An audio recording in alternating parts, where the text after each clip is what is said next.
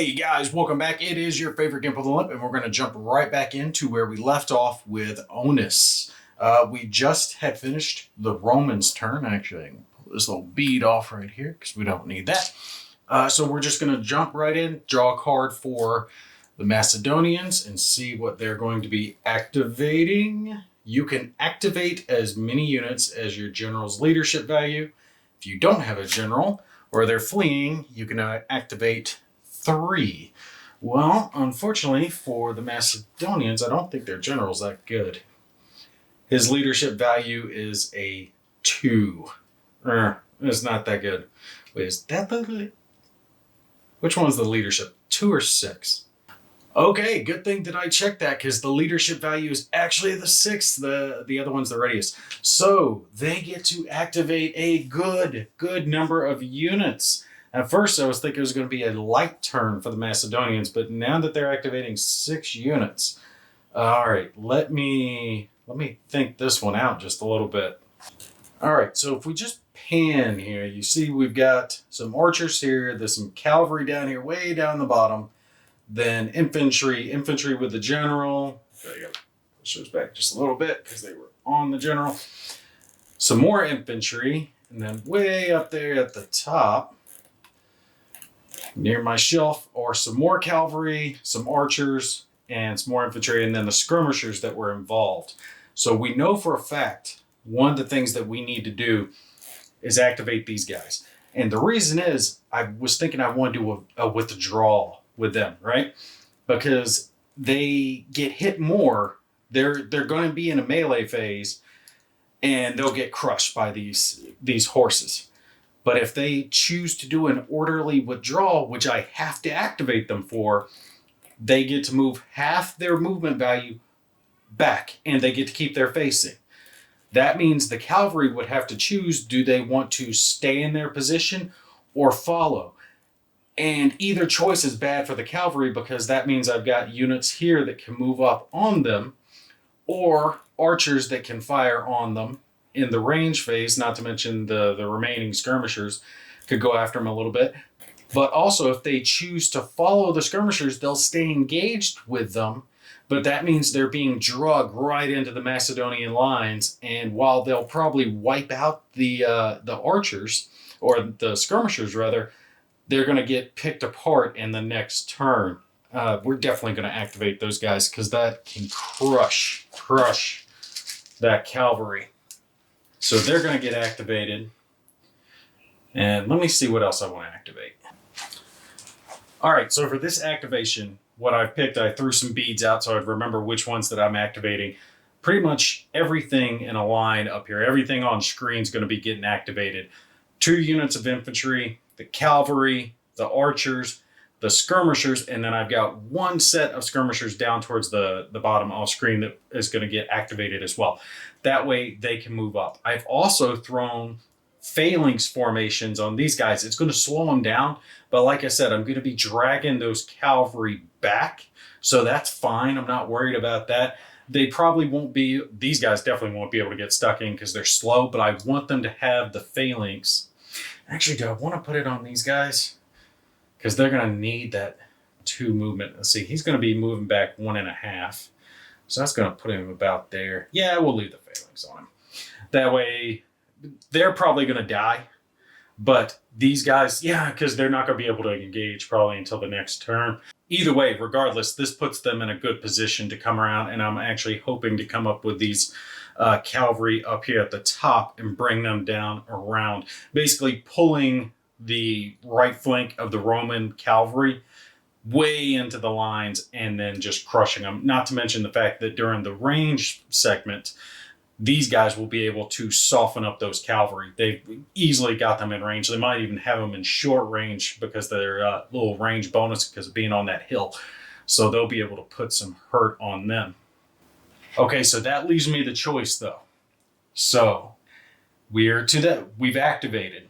We've picked what we're activating. Now we're at the movement.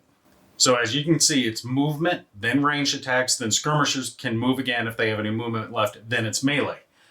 So that's the choice that I have here. Because these guys move, now I have to decide for the Romans, Are the Romans going to stick with them? Because if they stick with them, they're going to be engaged here, and that'll protect them from ranged fire for a turn. But if they don't engage them, if they don't stay right there on them, they can be targeted by these two ranged units, although these guys aren't going to be able to really do anything because they've got so many penalties going against them, broken and a lot of wounds. But those guys have really good ranged ability. You know what? Just to have the combat go on, we're gonna stick with them. So let me get these guys moving back 1.5. All right, so here's where we're at after I got the movement done. We got one skirmisher down toward the bottom that has moved up. He's actually going to be doing a little range fire of his own.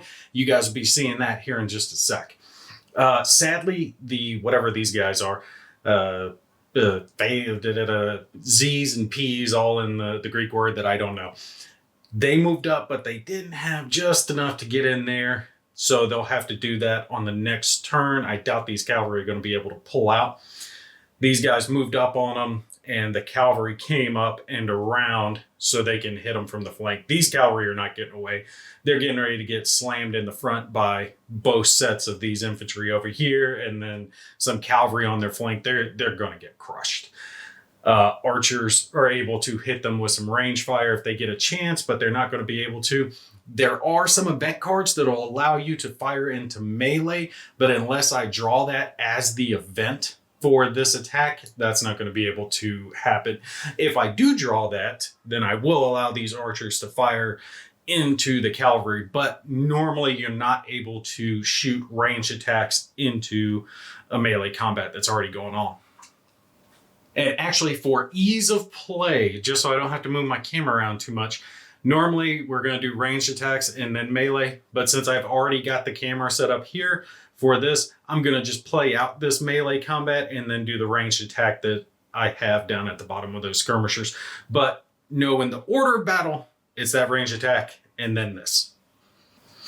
Okay, most of our modifiers are still going to apply in this combat here. The only exception is they're not getting that diamond formation, that charge that they had gotten previously. So they're still getting the +1 that they have an innate for fighting against infantry.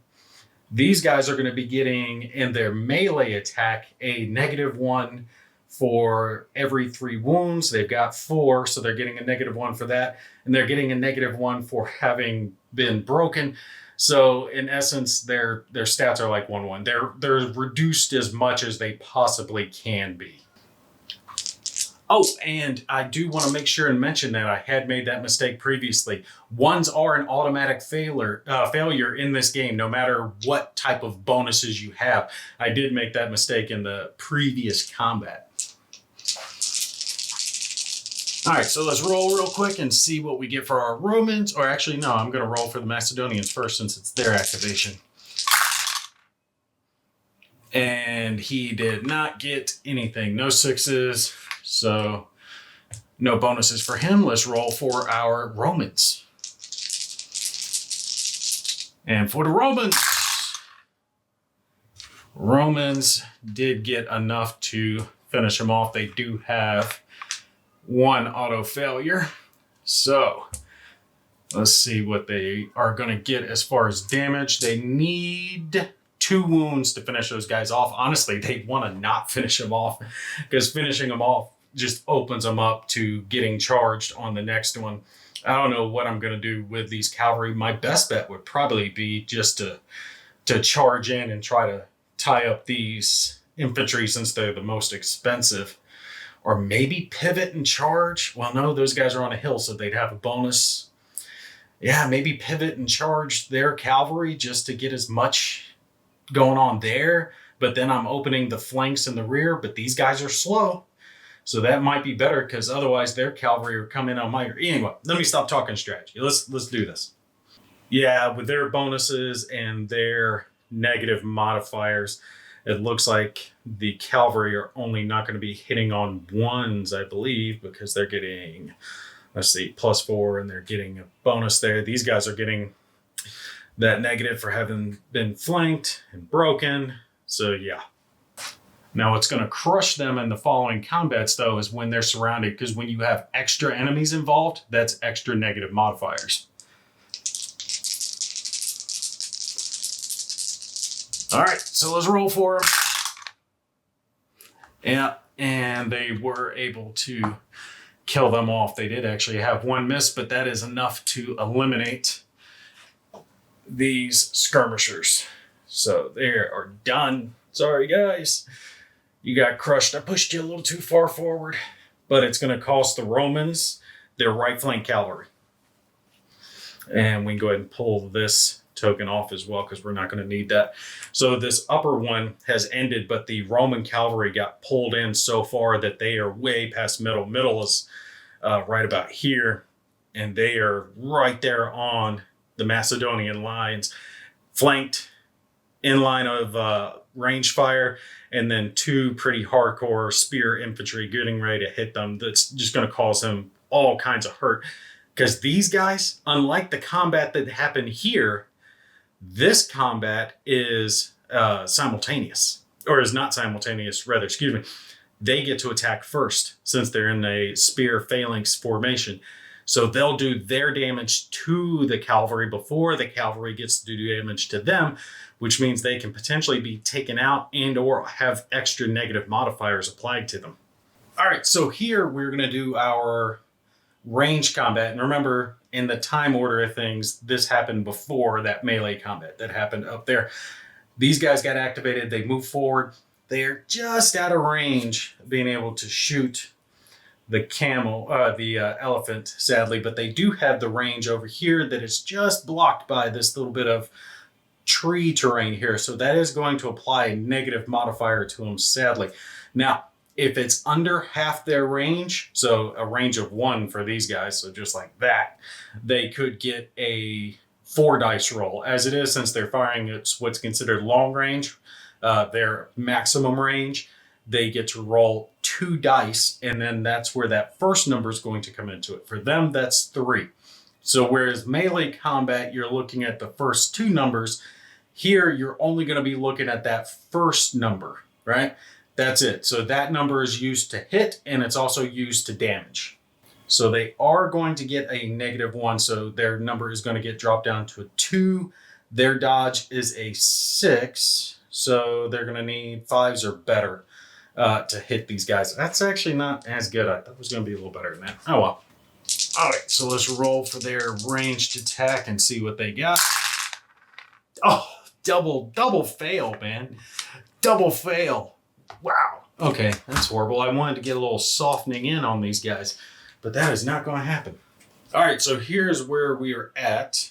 We have finished our, just the last bit of range, skirmishers, no movements, melee, and now we would do any flight. There is no flight because no one's broken or anything going on like that. They got wiped out. So end of turn, they're good. We're going to go on to the next activation, but you can see where we are at now. The Roman lines, still the majority of them are here in the back, right? The general's still back there. Most of the infantry is all along here. There's a little bit that's moved up here. The skirmisher there at the bottom of the screen. Elephants are moving up, but their right flank cavalry has pushed way up into the Macedonian lines, but the Macedonians have a nice little hole here. They have some infantry just off screen that need to push up and fill this. But these infantry are hardcore compared to most of the infantry that the Romans have filled it. All right, so let's draw a card real quick for our Romans, and we get 2 units. That is it. All right, let's think. All right, so here's where we're at. First, I gotta say, I did forget to draw the event cards for those combats. My apologies. It's just my goof. Honestly, it's just my goof. I forgot to draw the event cards. I'll make sure and annotate it for the combat. But you do have to draw that event card for the random events. And I can't believe I forgot it because I even mentioned it right before I did the damn thing. That's my bad. Anyway, we're just going to carry on because when I make a mistake, it is what it is. And you guys learn from my goofs. So, activated 2 units. I decided to activate the cavalry that were there because I need to do something with them.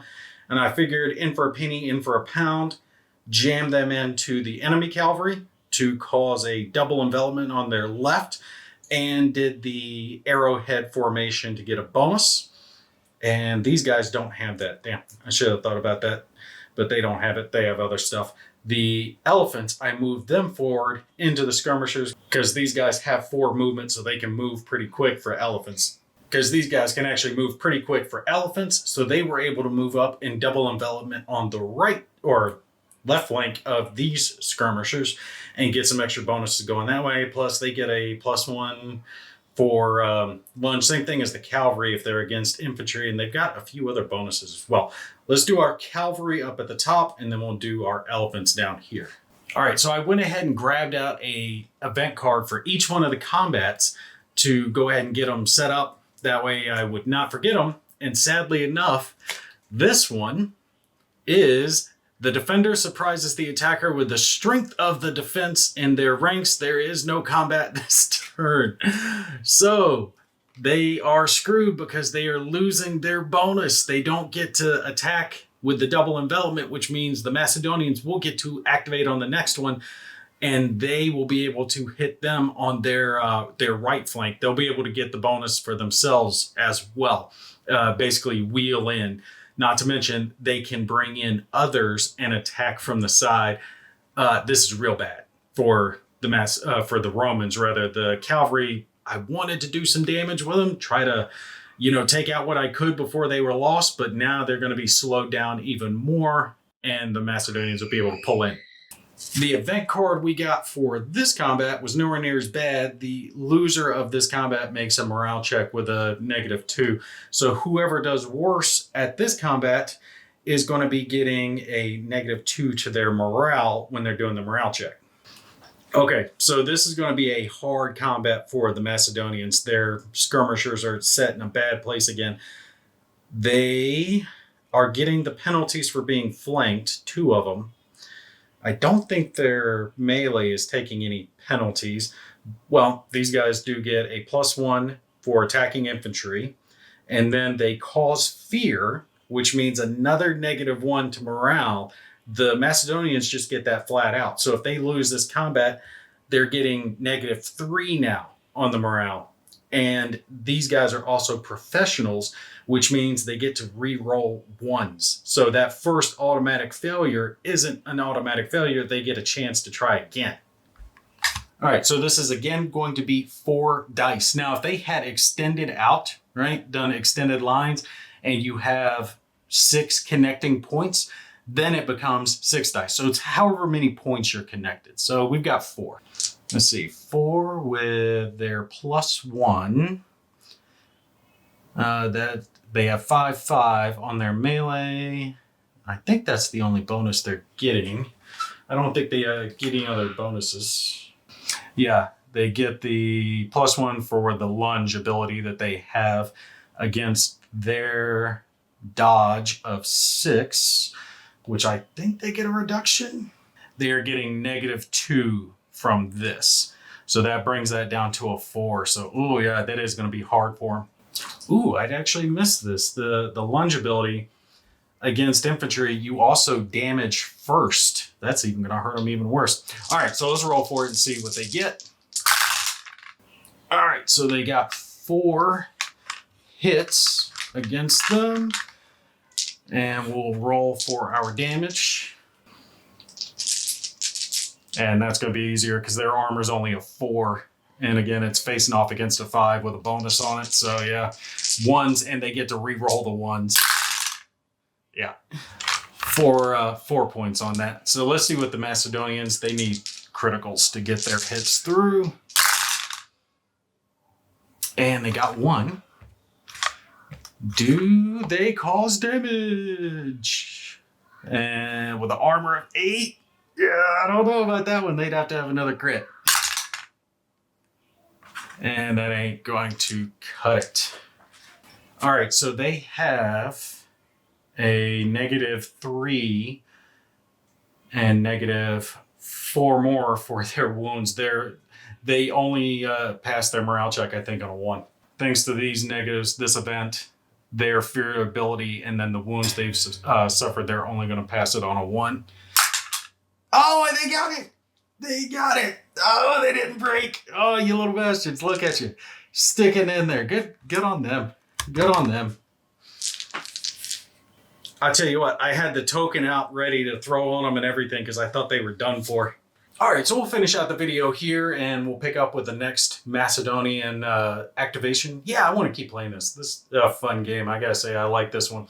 Macedonians are getting hit pretty hard by the cavalry. They got lucky up there that event was a no combat and gives them a chance to come in on the 6 of the cavalry. But putting them in those phalanxes, because the cavalry is able to move so quickly that they were able to pull out, and now it's going to be hard for them to get in because they're going to have to rotate. The other ones could move forward, but they don't, I don't think, have enough speed. And yeah, because they're only going to move one, they're slow.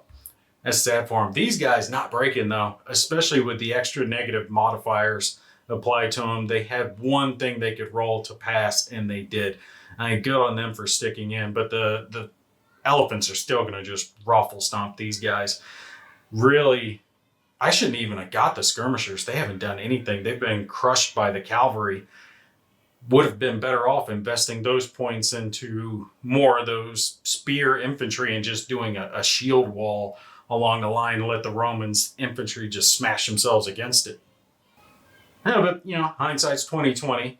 But if I had done that though, had all of them just with phalanx formations all up and down the line, anything that attacked, the Macedonians would get to attack first and do their damage first. Now that's unless the Romans had a unit that had the phalanx, which of course they do have a few, but I think I've only got 2 Roman units on the board that actually have that ability. So if I had focused more of Macedonian spear units, for the most part, they would have been first in combat almost the entire way. And of course, the spears would have been better off against the cavalry. Yeah, the skirmishers just have not been worth the points that were invested on them. Anyway, that's going to be it for this one. You guys stay tuned. I will film some more of this game because, like I said, I've just been having a ball with it. It's a fun one. But anyway, that's it for me. You guys take care. I'll catch you in the next one.